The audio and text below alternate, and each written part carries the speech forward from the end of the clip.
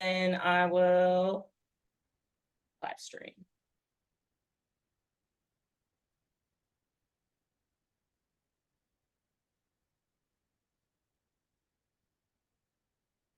Hello.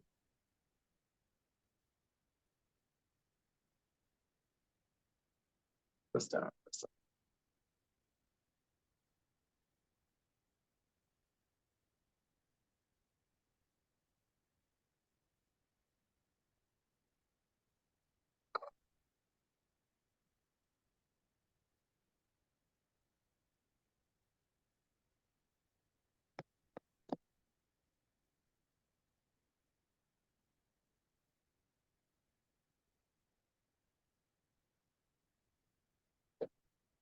So I guess we'll stand over there.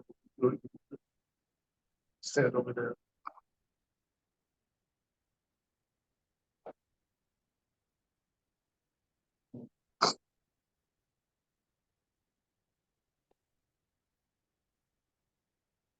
Oh, what happened to him? What happened to Eric? Small camera adjustment. Okay. I'm good. All right. So, guys, we're here today with Rik and Eric. I have known them for probably like 11 or 12 years, I think. Over a Maybe decade, longer. for sure, yeah. Yeah. So, and they're going to talk about kind of like Mace and some of the different uses for the Mace. I always use it to kind of add into my programming just for, shoulder health, but it can also be used as a standalone tool for workout. So, Rik, why don't you introduce yourself and then we'll kind of go from there. Hi, my name is Rik Brown. My business name is Mr. Maceman, and I'm here with Eric Doyle, my good friend for a long time. We have presented Mace seminars throughout the US and throughout the world for the last decade. And the Mace is my specialty. And Eric and I together have been, we've taught in Kansas, but we've taught around the world. And we're excited to be here today with you. And Eric, what about you? My name's Eric Doyle, and I am the owner of Long Beach Kettlebell Club and now various kettlebell clubs in the Long Beach, Southern California area. Mainly known for my kettlebell work, but we do a lot of different things. And Rik was the one who showed me the Mace and really got me into the Mace a little over a decade ago, somewhere around 2012, 2013. And we've been, like I said, traveling, doing workshops, doing education, putting on workshops, free stuff at the beach. Trying to promote as much unconventional fitness as we can in the area through my gyms, out in public, and we're excited to talk about it. So I think I actually met Eric. Well, I don't know if I met Eric or Rik first, but I do remember like the first time I met Eric, we were in California, I think for Kettlebell, and I literally just hit him up and was like, hey, you want to show me my husband some Mace stuff? And we just like showed up at his gym, and he was kind enough to like spend an hour or two with us just working on learning how to swing the Mace. So both of these guys, really great guys. They're awesome instructors. So what do you think is like the best benefit for utilizing the Mace? Absolutely, hands down, shoulder mobility, shoulder strengthening, and shoulder health. The Mace, very old tool. This isn't something new. This is 1,000 years old at least. Has been done in India, competed in India. It still is a place where rotator cuff injuries are almost unheard of because of the extensive use of the Mace with 1 and 2 hands. So I know go ahead, Eric. Sorry. For me, it was more about filling in the gaps for my kettlebell training because everything kettlebell is heavily sagittal plane. And unless you want to break out into some funky exercises, you're gonna be really dominant in the sagittal plane if kettlebells is your main gig. So I was looking for stuff to break out of that. So and it kind of followed the whole combat sports training. You got the kettlebells came from Russians and wrestling. Then you had the Mace, which comes from the Indians and their wrestling. Then you had the Bulgarian bag and their wrestling. So it kind of fit the whole group. And I was like, hey, this this mace kind of covers a gap that kettlebell can't do. Really strong in the overhead rotational aspect.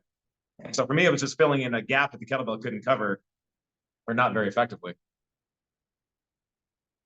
Yeah, I know that when we were first getting interested in utilizing the mace, one of the big things was Jake's shoulder mobility. So, you know, he's been doing jiu-jitsu for a really long time, and his shoulder mobility was just trash. And honestly, when he first started swinging, he could barely swing it because of his shoulder mobility. But we noticed really over time of him being under load and moving through range of motion that it like greatly improved his shoulder mobility. And so that was kind of like a big sell for me. So what are some suggestions that you have for people who are interested in getting started with Mace? Like where should they start out? Well, you're going to see an overload of people who are self-appointed instructors on YouTube and on the internet, okay? Be very cautious. Look for somebody who has an established track record of teaching people. I'm not the only one. Eric's not the only one. We feel that we're some of the best, but there are others out there. And primary importance, start very light. Never get rid of your light mace. Do not be in a hurry to use a heavier mace. The heavier bases will come in time, and they're very beneficial. But start with a very light mace. If you're a lady, I would recommend starting with 7 pounds, 5 or 7 pounds, and a man about 10 pounds. And never add weight until you can do some of the basic movements, about 100 reps, which is totally different from what we're taught in traditional mainstream fitness. It's 3 sets of 10, add 10 pounds, then go down to 5 reps. And when you're up to 10 pounds or 10 repetitions, add another 10 pounds. It's not that way with the mace. Remember, the mace is a weight at the end of 3 or 4 feet. So with all that leverage being used against you, against your tendons and your ligaments, so it takes time. Tendons and ligaments develop slower than muscle. I can take a healthy athlete, male or female, and I can develop their muscles to handle a 30-pound weight in about 2 or 3 weeks. But that doesn't mean that their tendons and ligaments will be able to handle 30 pounds at the end of 3 feet or 4 feet. Eric even has a 7-foot long mace here. We experimented with everything here.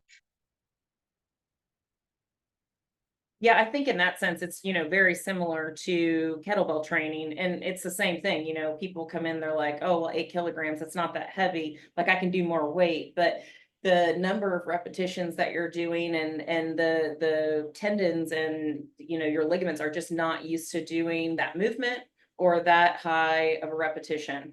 And so it does take time to get them used to it. It's not just about, you know, the muscle being able to move the weight. So, so do you want to go into kind of some positioning to, if you're going to get started, like what are some key concepts that you should know when you're getting started? Well, obviously you're going to warm up with some basic stretches, and then you're going to stretch a little more dynamically to prepare you for the mace. There's some basic movements that you want to do, and you want to stick with basics throughout your career. You can move into the more fancy esoteric stuff if you really want to go into that. But the mace, as it has been practiced for 1,000 years in India, is not the flashiest thing in the world. It offers great benefits. That's why I love it. That's why I stick with it. Okay. It develops great strength in your upper body, your hands, your shoulders, your upper back. But you don't need to get too fancy with it. So I say learn the basics and learn them well. One thing I use in all my seminars is I tell people that the sport of boxing, great sport for hundreds of years, only has 4 punches: jab, hook, cross, uppercut. Nobody makes up new punches.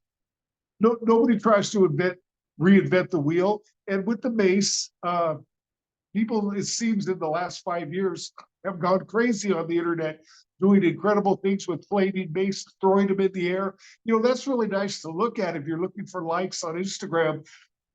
But try teaching that to 30 people at a time. Eric and I teach gyms full of trainers 30 and 40 of them at a time, and I can't teach them. I can't get insurance to throw a mace in the air. So let's be sensible about this. We struggle to get insurance for weightlifting, martial arts, and so I can't imagine if I asked my insurance agent to add on mace juggling. Flaming mace on a Bosu ball, that's just not my deal. So I know, Eric, you use this with it because you work with a lot of different clients. I think you have, I don't know if you still work with her, but you used to work with a lady that did MMA. And I think you utilized the mace with her as well, didn't you? All the time. Yeah, her name is Jerica. She's one of my best students. She liked it. Her upper body program consisted of a bunch of, MMA pushing and rotating. And she literally picked it up. She's one of the few people that literally was swinging a mace almost perfectly the very first time she did it. So I was like, okay. I mean, you're almost handing me a perfect student with the mobility, the strength, the body awareness, where everything I show her, she just picks up like right away. So that was added into the program almost immediately on her upper body push day when it came close to fight time. And she was up there swinging a 20-pound mace. And I would usually combine that with other things. Like she'd hit the mace and she'd hit the Bulgarian bag, then she'd be twisting on bands and she'd be twisting on medicine balls. And we'd make whole rotational circuits and the mace would be part of it. Yeah. Yeah. And the funny ahead. thing is I use it with everything from an MMA fighter to I trained 2 women that have won Miss Long Beach and both of them swing maces too.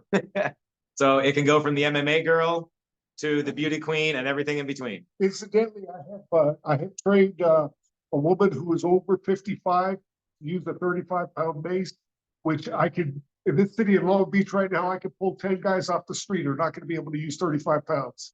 Okay, and I've got a 55-year-old woman who could use 35 pounds. She's been in here, she's done it, and I think you know who she is. We call her the queen of the mace, but the strength benefits are out there. 35 pounds might not sound like much to most people, but Eric and I, we do local events on the beach, and people come up and they say, how much does that weigh? We'll say 25 pounds, and they're like, we'll try it. It's a lot different. Okay, it's like a 25-pound pit bull can do a lot of damage. Yeah, I mean, for people that don't know, 20 and 30 pounds is actually quite a bit of weight on the mace and takes a decent amount of time to work up to. So for anybody really to swing, 40 pounds, 30 pounds, 20 pounds, like it's pretty considerable. And most people that just go to pick up, they can't do it. So, I mean, it does require a lot of abdominal strength, arm strength, and then the mobility to be able to swing that heavy of a mace without hurting your elbows is another part of it. So, can we go through some drills that people could do at home to kind of start learning the pattern of the swing? Now, obviously there's other people on here that probably have swung mace before, but for people that are brand new, and really just wanting to add something to their program. What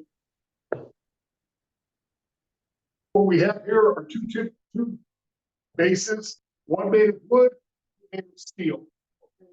Traditionally, the base where it comes from in India is made of wood. Okay, which because wood is less dense than steel, a wood base at the same size be a lot bigger than a base made of steel. But either one of them will work fine for you.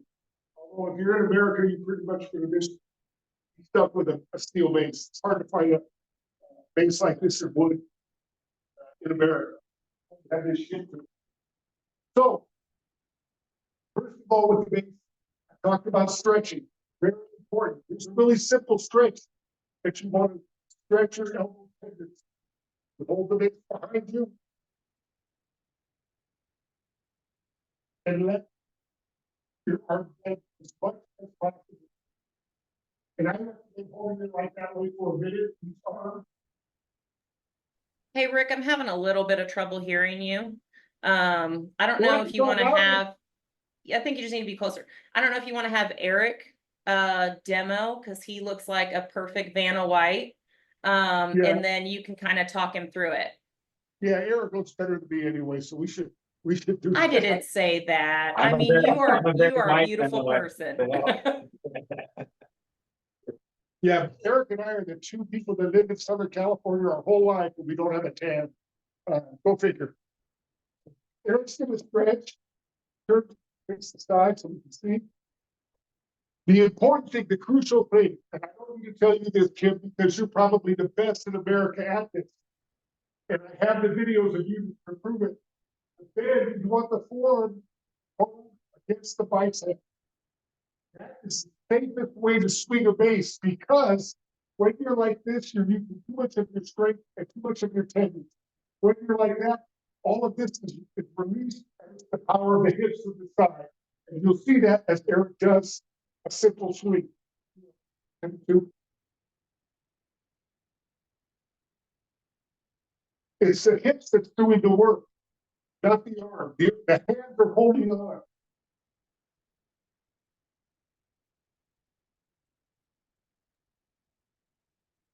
So Eric, can you turn to the front so people can kind of see the hip motion that you're creating when you're just dangling the mace behind you and swinging side to side?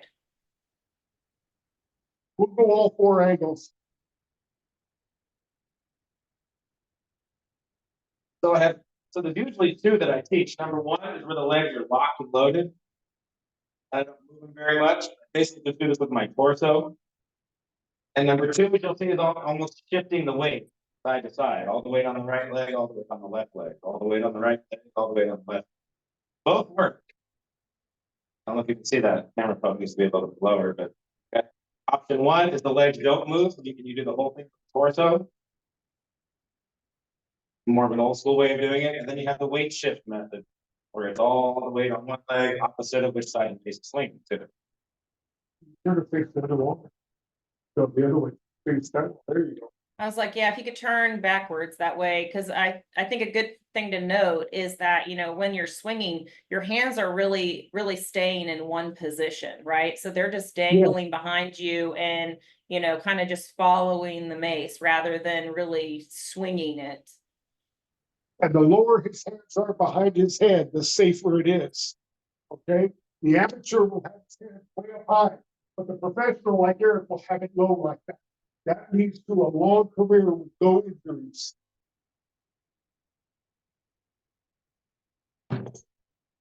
So basically the movement is called the 10 to 2,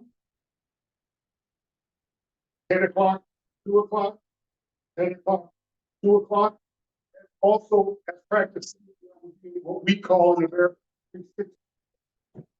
the head of the base goes all the way around 360 degrees. So those are the two basic moves.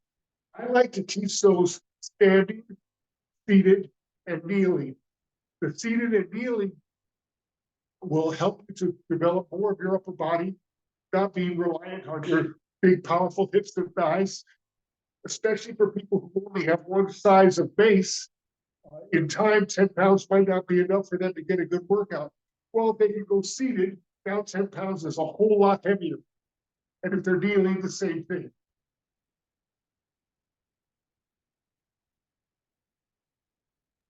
So for the seated, you would just have them like sit on a bench or? Absolutely. Let me show you. Because a chair with a back is not going to be your best option. So a regular bench like this, at the very end,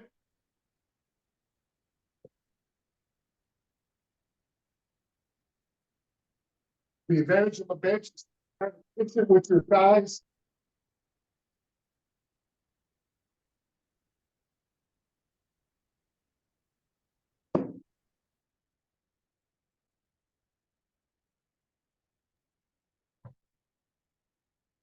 I've actually never done it seated, so I might have to try that. There's a lot of advantages. Again, you can use a much lighter base and get a very good effective workout with it. So, usually when I'm trying to teach people, how to swing the mace, I think probably the biggest thing that people struggle with is the hand pattern, because they want to like follow the mace like around their body.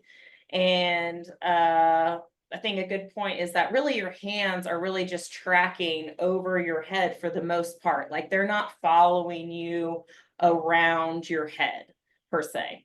It's a lot of just like you're casting, right? Your hands are going over your head, dangling, and then, back to the front. And a lot of times people I see will try and go around, and then they're like hitting themselves in the head with their arm. Yeah, they're doing a twirl, not a swing. Yeah, you want to try to not think about it as much as you can. Get the movement down. You let it go behind you, fall behind you, and then come around. Fall behind you, come around. It's a simple movement once you get it. It takes a little bit of instruction, but when you get it, it's something that's safe, and you can do this for a long time career. When I first started the Mace, I would post things online. Nobody else posted anything on the Mace online, and people were telling me that will kill your shoulder. Okay, I turned 66 in a week.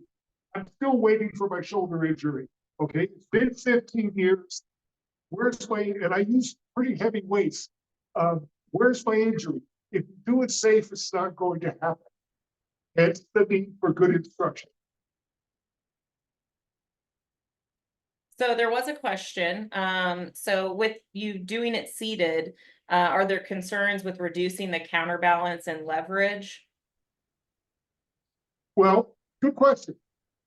If you pinch the bench, if you're on a bench, not a stool, but a bench where you can pinch it with your legs, you're kind of locked in there, okay?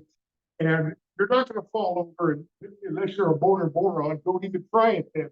But use a weight that you can handle fairly easily. And if the weight is kind of heavy at first, choke up on the head.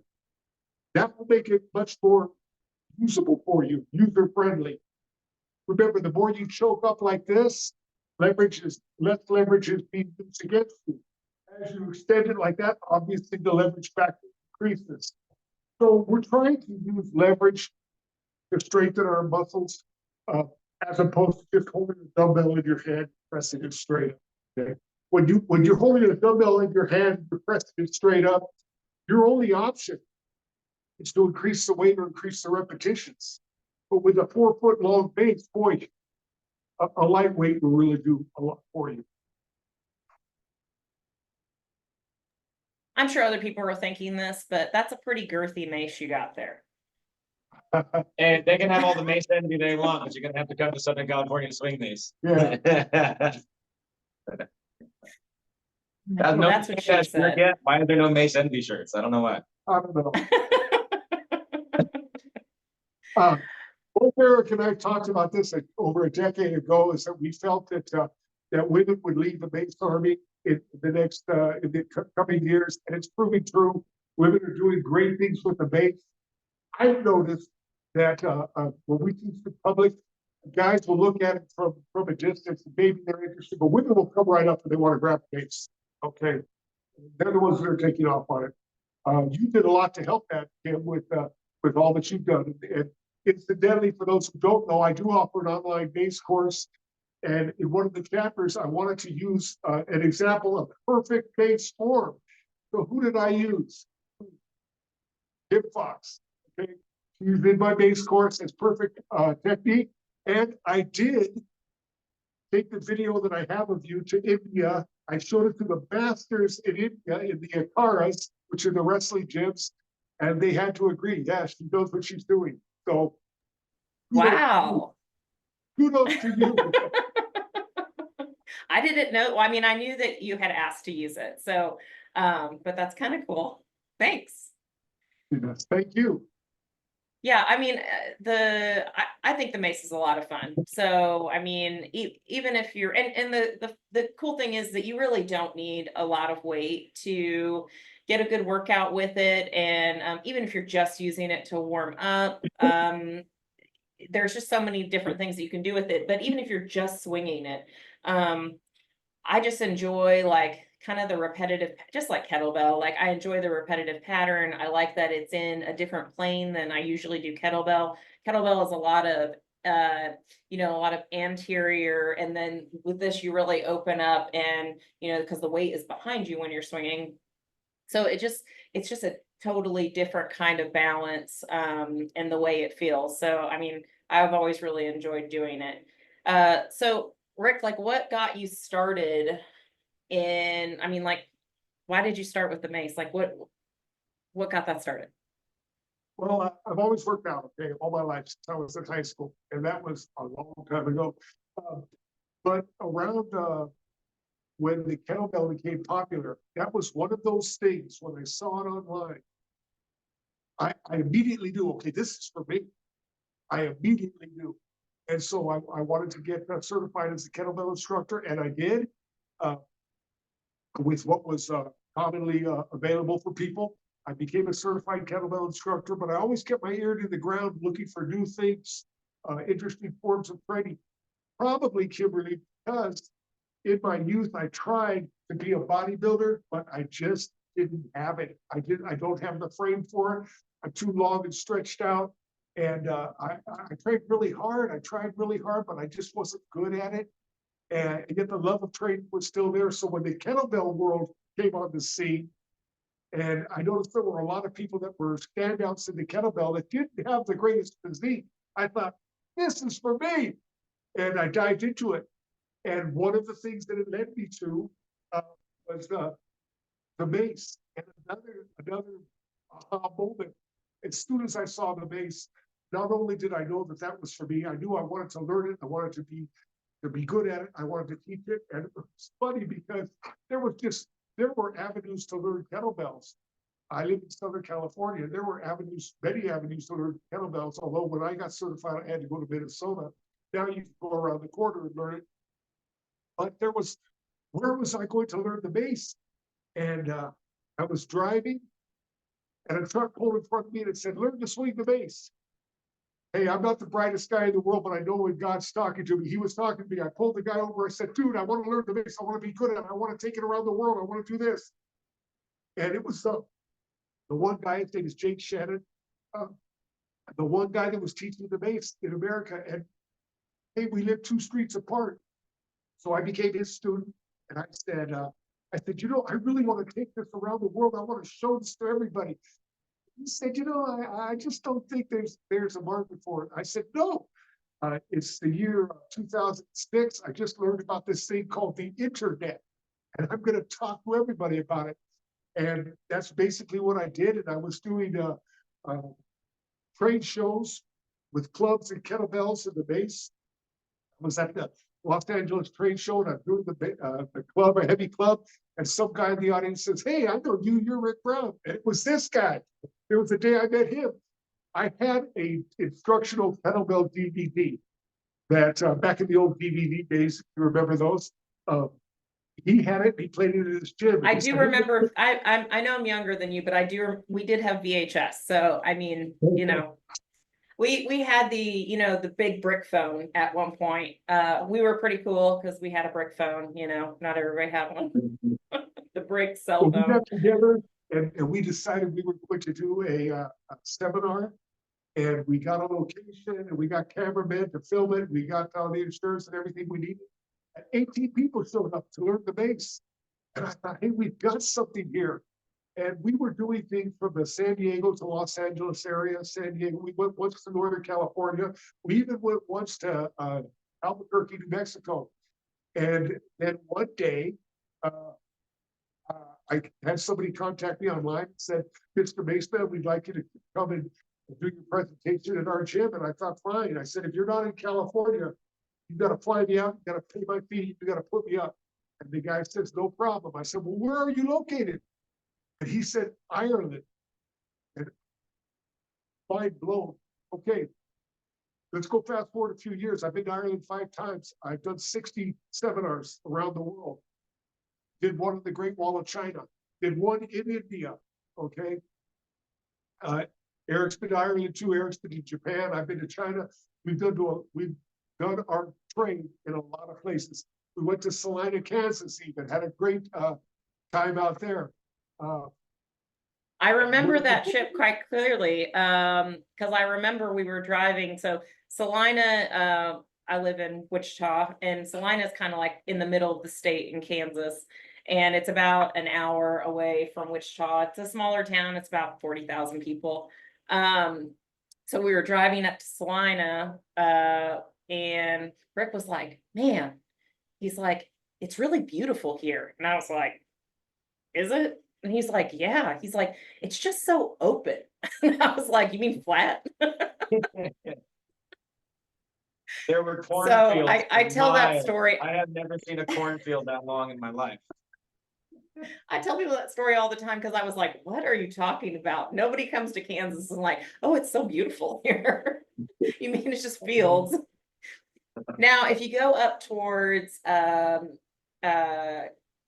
City, it gets a little bit hillier, not mountainous, but hillier. And so it is what I would say prettier there.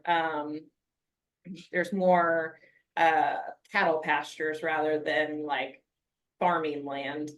But yeah, that always cracked me up. And I was just like, this is called the flyover state for a reason. So I had a good time there, and the people were friendly and warm, and the restaurant was nice that I ate at, and I had a good time. Had a great time. The restaurant. You were in the restaurant, Tim. You guys cooked for us, or Jake cooked, one of the two. Oh, I was gonna say, what restaurant did you guys go Yeah, to? I was like, I thought we ate at my house. No, Jake, you cooked. We had some good tequila and we had some good barbecue. You absolutely treated us like kings. Jake is a really good cook. Usually if anybody comes, that's rather than going out to eat, we usually just make him cook. He gets relegated a lot to make stuff for people that I know. So Eric, when you're starting to teach somebody, like what are some cues or some problems that you see people run into when they're first kind of getting started? With the mace or with the kettlebell? Or both? Or what? With the mace. With the mace? Well, they have to earn their way to Yes. the mace with me. They don't just get to go to the mace. The mace is like college. And if you don't have high school or middle school under you, I don't even want to waste the time teaching you, because everything you learned in my kettlebell system or any kettlebell system, lockout, hand position, tension, shoulder packing, body awareness, you learn all that with kettlebells. So that by the time you get to the mace, you've already got good groundwork going. You've already know how to pack the shoulders, keep your shoulder blades down, keep, brace, body positioning. You've learned all that. So as opposed to taking someone who's just never worked out before, I saw this mace thing. You're trying to stick a square peg in a round, like it's just not going to work.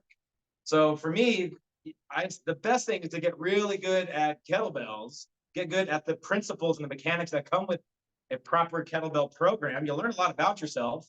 You'll want to fix, if you can't lock your freaking arms out, you'll discover that by not being able to press, obviously. So you'll want to fix that before you get to the mace. But I have had people that come to me and just want the mace and they want nothing else. And they come to me with jacked up shoulders, jacked up everything, no experience, couldn't deadlift without hurting their back, but they want to learn the mace. So what do you do? The first thing I do is I get them to realize how bad their positioning is before we even start. Be like, look, you see how you can't put your arms over your head and you're trying to get to this ultimate position right here? Like, we got some work to do to get there. So like my main cue is if I'll have to turn around. If you can't get up at the back of your shirt right here, you probably are going to be folding forward a little bit when that mace gets back there. And you can still do it. You're just at a little bit more risk than someone who's got the optimal shoulder mobility. I would prefer that person back up a step, work on Indian clubs, create some kind of a morning routine that they can do every single day to work on their shoulder mobility, work with lifts that would improve that, and then come back to the mace when they're ready, or monthly and do like little check-ins. But if they can't get their arms over their head and get to these type of positions and they're not familiar with packing the shoulders, bracing the stomach, then hey, we got work to do, and you have to almost coerce them into doing that first so they're safe. Because during the learning process, everybody gets hurt, right? That's when all the jacked up reps happen, during the learning process. And so I don't even like to put someone through the learning process if you aren't familiar with how to brace, pack your shoulders, body weight, everything you learn from the barbell and the kettlebell. So you got to earn your way to college, man. You get to jump it. You could sign up and sit in class and be the dummy in the back, or you could do it right and go to middle school and go to high school, build your skills, and then you earn your way to the Mace. That's your reward for doing all the basic work with hinging and squatting and pushing and pulling. You learn how to lift, and then you get to the Mace. That's your reward. I like to So say. I, the you know, Mace- well, I was gonna say, you know, you pointed out one thing is that, you know, you have to have the ability to stabilize.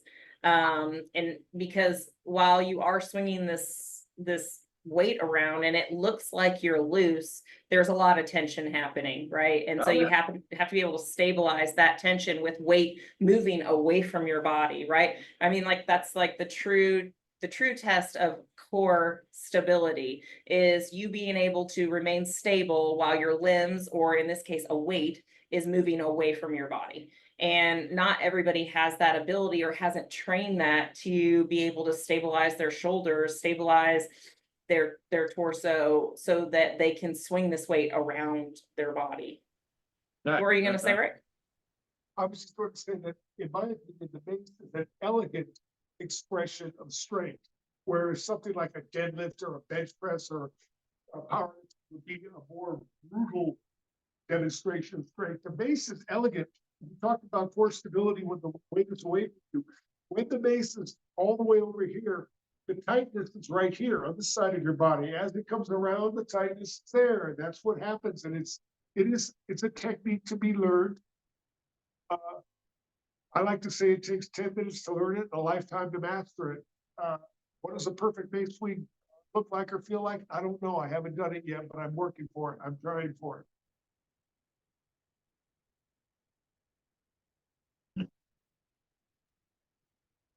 So when people are kind of getting started, what do you suggest, like once they have the swing down, what do you suggest like for, I don't want to say like a workout, but you know, for how much swinging they should be doing starting out? Because I know when I first started, you know, it's like once you figure it out, you're like, oh man, I could do this a bunch, you know, and then you do it a bunch. And then the next day you're like, oh shit, my triceps are like done. Yeah. Or like you've developed like this random elbow pain because you've done way more really than what you're capable of.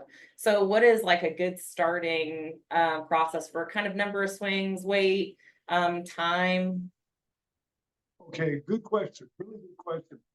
Glad you brought that up because this whole interview would be incomplete if you didn't ask that. When you start out, let's say you're starting out with 10 pounds, okay, and you learn the basic 10 to 2 or the 360. Rather than count repetitions, select a time like you're going to do it for 60 seconds and go 60 seconds of work. And after 60 seconds of rest, if you feel like you could do it again, that's probably a good weight for you. A minute on, minute off. And you could repeat that 5 to 10 times. If you're in really good shape 10 times, now that's going to take you 20 minutes to do. 20 minutes of base training is all you really need, especially at the start. If you only have one size base, which is what most people enter the game with, okay, they don't have 35, 45 bases like I do, and they don't have adjustable bases like I do, and like Eric makes water fillable bases that you could add a pint of beer to it, and now it's heavier. But so you go a minute on and a minute off. If you only have one size of base, maybe you can go 90 seconds on and 60 seconds off. You could either decrease your rest or you could increase your work period, but never do both at the same workout, okay? I've been doing the base for 15 years. I like a minute on, a minute off, okay? It works for me. It's easy for my brain to figure out. I have a timer, a minute on, a minute off. If I feel real energetic, I'll go 20 long sets, okay? That's a 40-minute workout, okay? That happens maybe once or twice a month, but generally day in and day out, it's 10 sets, a minute on, a minute off. I love the Mace. I'm Mr. Maceman, but come on, there's only so much you could do with it. There's a whole new group of bass crowd now that does all these flowery dancing moves with a bass and they call it flow. Well, that's really nice, but it generally is done with a very light bass and it's movement oriented. It's not weight and repetition oriented. I'm a weightlifter. I'm a guy who likes lifting weights. That's what got me into this game. I didn't walk by a gym and say, gee, I'd like to flow like that. When I was a skinny kid, I wanted to get big and strong. I didn't want to flow like a dancer. There's nothing wrong with that if that's what you want to do, but it just depends on what door you want to walk in on this game with. And I wanted to be big and strong. And the traditional style of the Mace is what did it for me. Simple as that. Yeah, I mean, because there's guys in India that do like 100 pound maces. Yeah. Everyone in America is trying to get to 100-pound mace in the traditional moves. I've noticed. And I've done 60 pounds and 65 pounds. Some people are doing 70 pounds and some big guys are doing 80 pounds. And I like to tell them, well, congratulations, you're doing a lot. That's really good. But I'll tell you this, there's kids in India that are doing over 100 pounds. And these are vegan kids that weigh barely 100 pounds themselves.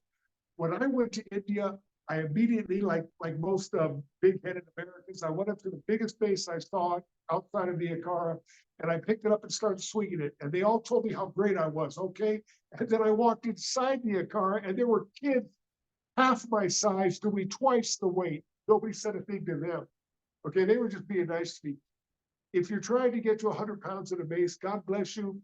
I know you're making your physical therapist rich because you're going to be spending a lot of time in his office.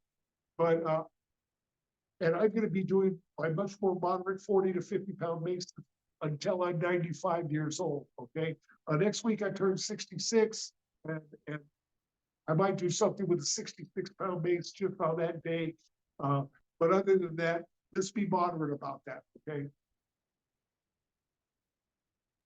So not that you want to say your favorite brand, but what are some of the different mace brands that you've used that people can go look at if they're looking at buying a mace? Kind of where should they start? Okay. If you're just walking in on the door here and you just want to get a standard mace, you can type in mace and a couple of brands will come up on it. It is a mace that will come up set for set. Both of them have steel maces, about $40 for a 10 or 15-pound mace, and you're good.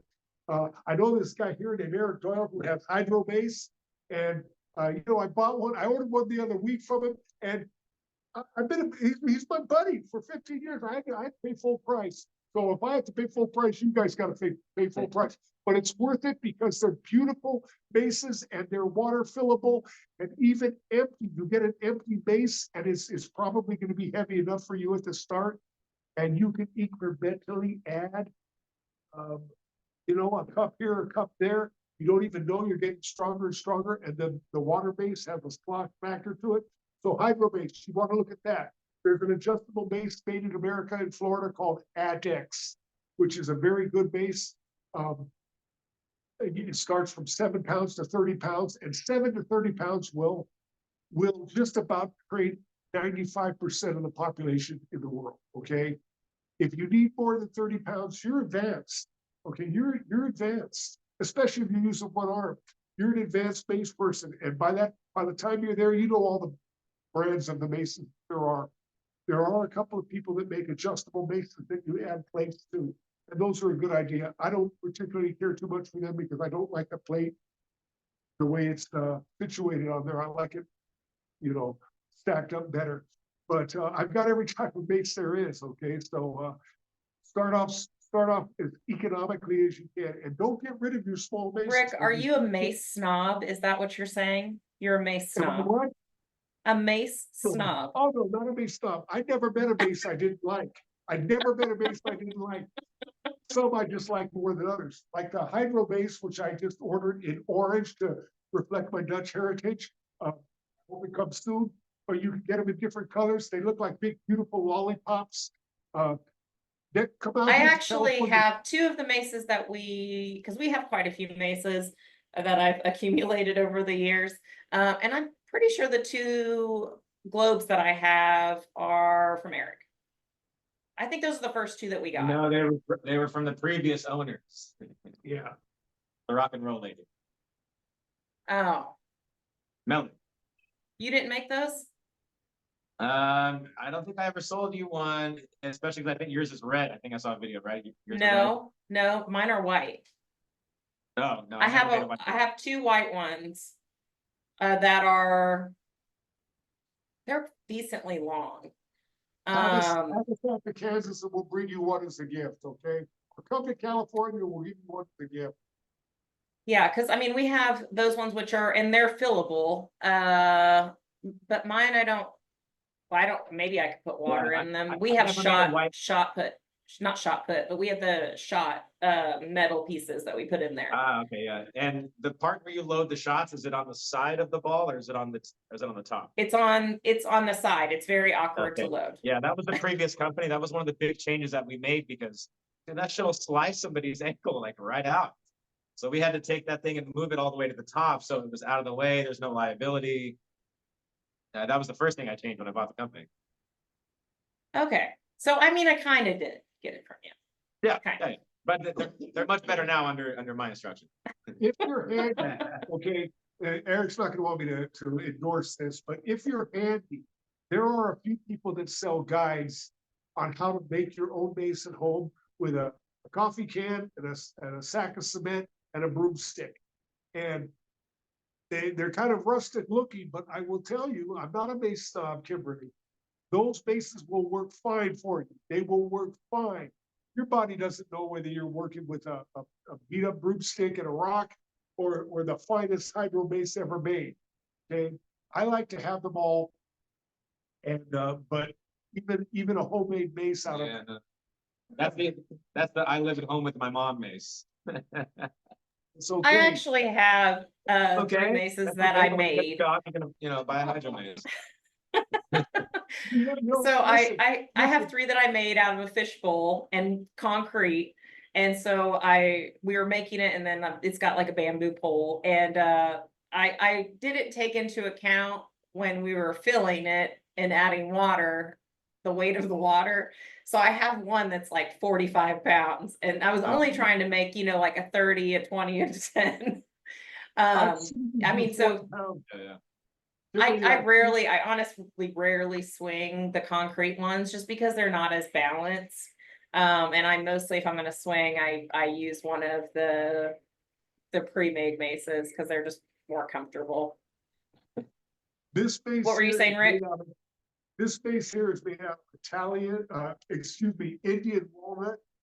Even though it's made out of Indian walnut, I got this from a company in London, Body Mind Fit. It's a beautiful mace. I don't let my clients or my customers ever swing it because I don't want this getting messed up. This is furniture grade. This is my showpiece. I have a few like this. But if all I had was the stick and the concrete can, I would still swing a mace for the rest of my life. I love it that much. It's that good. I first learned the mace when I lived in a city called Dana Point, California, and everybody in Dana Point surfs. Okay, and these people have these surfboards that are up on their wall as objects of art, and I thought that was kind of funny, but I understand it now because I will put this on my wall. Okay, I don't let people play with it. You can play with my ones that I don't care about, but I'm not a mace snob. I've never met a mace I didn't like, and it's been a game changer for my life. It introduced me to Eric, and we've been friends ever since. I'm going to do this for the rest of my life. So Rick, what's one common error that you see people doing when they're swinging the mace? Absolutely like this. It's when their hands are too high. There's too much of like an L or a 7 position. You want it to be all the way down like this. Again, I should use the video I have because you're all in the perfect position when you do the mace. all the way sunk down. Not like this.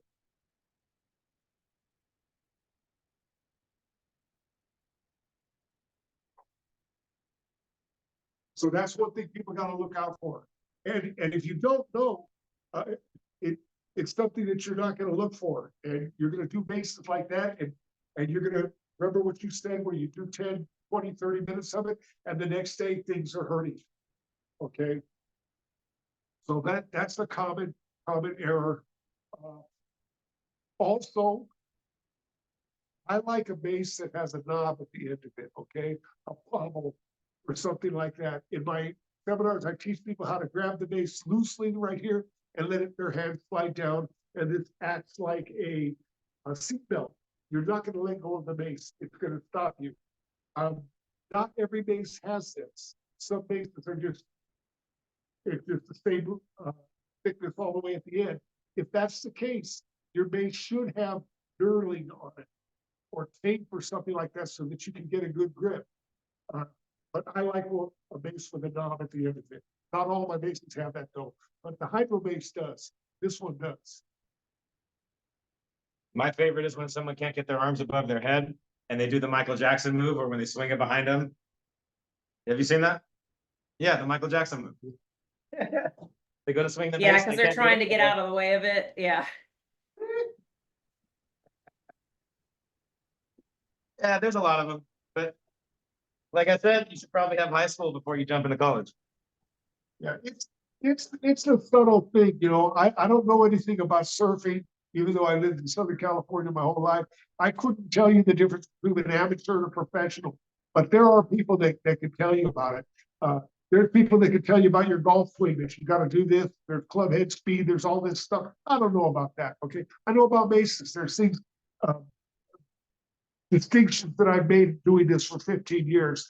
And when I teach people, I teach them, I get them to a high level of proficiency rather quickly. And I'm grateful for that. But in essence, it is a simple activity. It is simple. Maybe that's why it appealed to me, but it is a simple activity. So do you have any seminars coming up?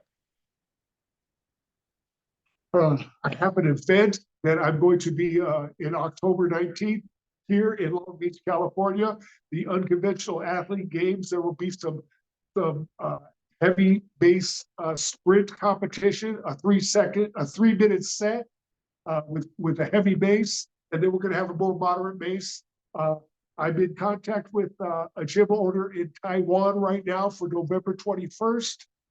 To go to Taiwan. I'm 90% sure I'm going to have it. I usually don't talk about my international events until I see plane tickets, but the guy says he's good for it, so we're hoping that I'll be there. And that's what I've got coming up right now. Unless, of course, you have something in Kansas you want me to do. I can see what I can work out. So where can people go if they're trying to find some more information on either, working with you directly or to reach either one of you? Okay. I do teach private certifications. Those things are, that's a big investment. You can contact with me on Facebook under my name, Rik Brown, or on Instagram at The Real Mr. Maceman. But also I have a very economical online course. I think it's $40 and it's 33 lessons that will teach you everything you need to know about the Mace. Very, very good, complete course that I've sold around the world. Recently, a person in Bangladesh got it, and I've had people in Kenya get it.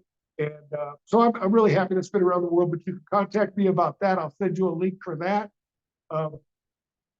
Or you can contact, in my opinion, the second best base trainer in America today, Eric Doyle. People don't realize that, Eric doesn't talk a lot about the base because he does so much else. But Eric has been doing the base for a long, long time. A long time. And he's young. He's younger than my kids. Eric, you want to tell us about your gym, where you're located, or how people could reach you? Long Beach Kettlebell Club. Well, that was my gym for 10 years until COVID came around. And then COVID came and didn't just shut my gym down. It shut down, 6 kettlebell gyms in California, from Core, Mike LeBou's gym, me. There was an LA team, the whatever the OKC was then. It's something totally different now. It was Dolby and Buckley. Now it's Dennis Vasiliev. But yeah, there was like 7 or 8 kettlebell gyms. We all got wiped out with COVID. So I didn't feel like it was the right time to invest a lot of money and a lot of time into the kettlebell thing until I felt like there was some life back. And just, I swear, in the last year, there's been a lot of life online and in person. For a few years there, every client that I got wanted bodybuilding. They wanted to get jacked, so that the jack look was back. But they're starting to come back. I'm getting kettlebell people. I'm getting Mace people. I'm getting people interested in competition. So not only do we have a big competition coming up, but I'm opening my 3rd kettlebell club in the area. I've got the Long Beach Kettlebell Club. That's a staple. We've been around since 2010. About 3 miles up the road, we have a second facility in Signal Hill. So we just made a Signal Hill Kettlebell Club. And then if you go 10 more minutes north up the horrible 405 freeway, you've got a city called Carson. And we have a 4,700 square foot high ceiling monster with 3 bathrooms, a kitchen, back lot. This is going to be the biggest gym I've ever taken part in. We are going to blow it up. It's literally going to be opening here in the next few weeks, maybe 3 weeks. So I got a lot of shit going on.